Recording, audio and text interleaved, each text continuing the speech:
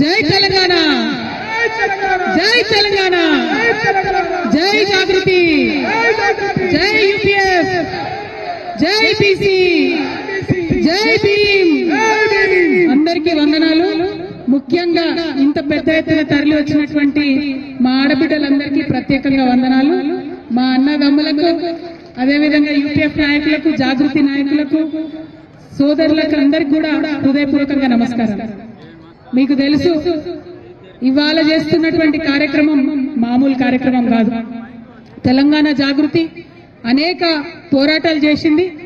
కానీ ఇవాళ చేస్తున్నటువంటి పోరాటం చరిత్రలో నిలిచిపోయేటటువంటి పోరాటం అవుతుంది. అటువంటి చారిత్రక పోరాటంలో భాగస్వామ్యం పంచుకోవడానికి అనేక మంది వచ్చిండ్రు. వారందరికీ కూడా పేరు పేరున హృదయపూర్వకంగా ఉద్యమాభివందనాలు తెలియజేస్తా ఉన్నాను.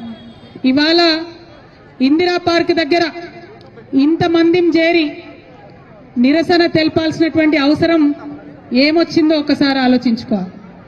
ఇంతమంది ఇక్కడికి వచ్చి మన పనులను పక్కకు పెట్టి, మన కుటుంబాలను పక్కకు పెట్టి, మన అన్ని అత్యవసరమైనటువంటి పనులన్నీ పక్కకు పెట్టి ఎందుకోసం ఇందిరా పార్క్ వచ్చినామో ఒకసారి ఆలోచన చేసుకోవాలి. ఇవాళ ఇక్కడ ఉన్నటువంటి ప్రతి ఒక్కరికి కుటుంబాలు, పిల్లలు, బాధ్యతలు అన్నీ ఉన్నాయి. అది జాగృతి కార్యకర్తలు కావచ్చు, యూపీఎఫ్ నాయకులు కావచ్చు, తరలి వచ్చినటువంటి విద్యార్థులు కావచ్చు, అందరికీ కూడా పర్సనల్ బాధ్యతలు ఉన్నాయి. అయినా ఇక్కడికి ఎందుకు వచ్చినాం, ఏం పట్టుదలత కోసం వచ్చినాం, ఏం పంతంతో వచ్చినాం, ఎందుకు పిడికిలు బిగించి ఇంతమంది ముందుకు వచ్చినాం అన్న విషయం చాలా సీరియస్ గా ఆలోచన చేసుకోవాలి.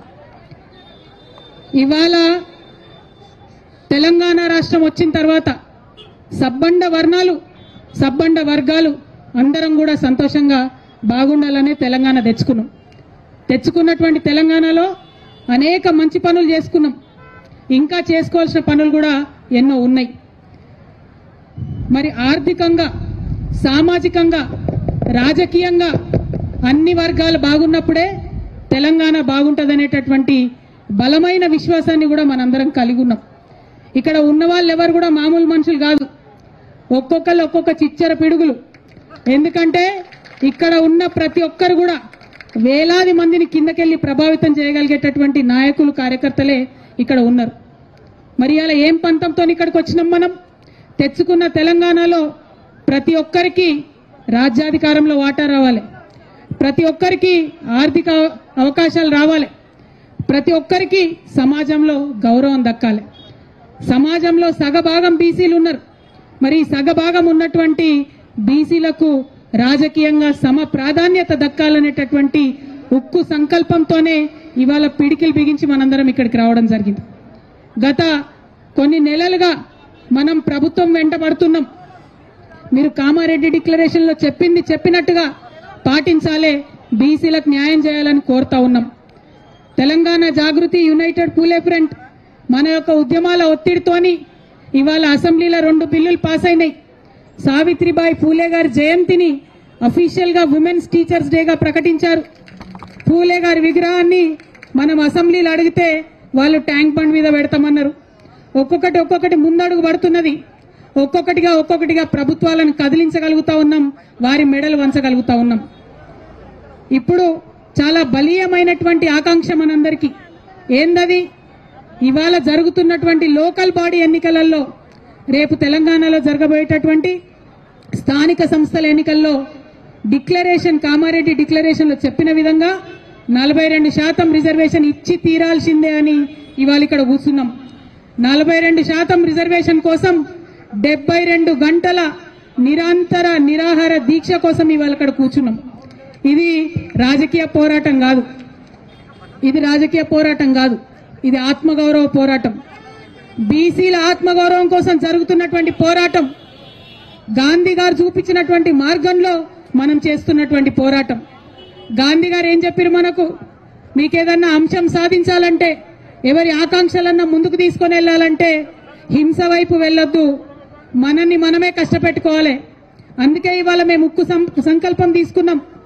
నాతో పాటు ఇవాళ ఇక్కడ యునైటెడ్ పూలే ఫ్రంట్ కన్వీనర్ బొల్లా శివశంకర్ గారు, యునైటెడ్ పూలే ఫ్రంట్ కో కన్వీనర్ హరి గారు, విజయేంద్ర సాగర్ గారు, కోల శ్రీనివాస్ గారు, కుమారస్వామి రజక గారు, రాచమల్లి బాలకృష్ణ నాయి బ్రాహ్మణ గారు, సురేందర్ ఆరేకటిక గారు, గోపు సదానందం గారు, ప్రవీణ్ వంజర గారు, రామ్ కోటి గారు, వీళ్ళందరూ కూడా 72 గంటల నిరాహార దీక్ష నాతో పాటు చేయడానికి ఇక్కడ సిద్ధపడి ఇక్కడ కూర్చున్నాం.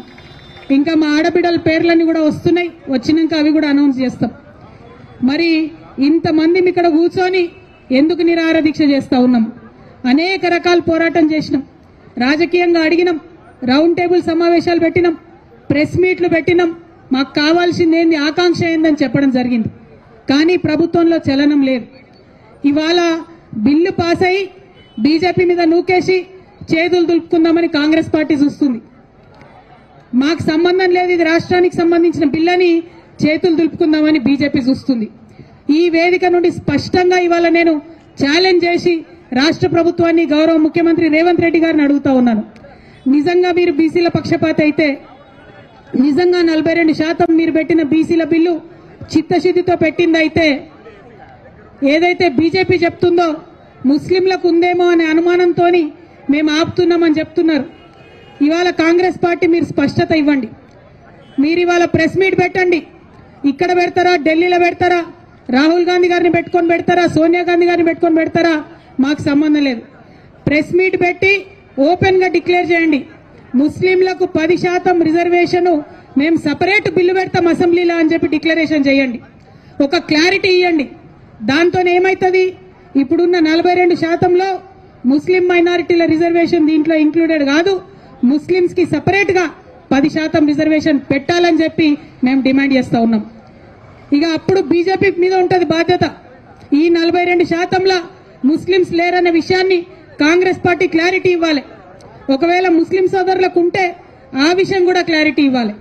కానీ మీరు ఏ విషయం చెప్పకుండా మేము బిల్లు పాస్ చేసినాం, బీజేపీ వాళ్ళు సంతకాలు పెడతలేరని మోసం చేయొద్దని చెప్పి మాత్రం కాంగ్రెస్ పార్టీని మేము డిమాండ్ చేస్తా ఉన్నాం.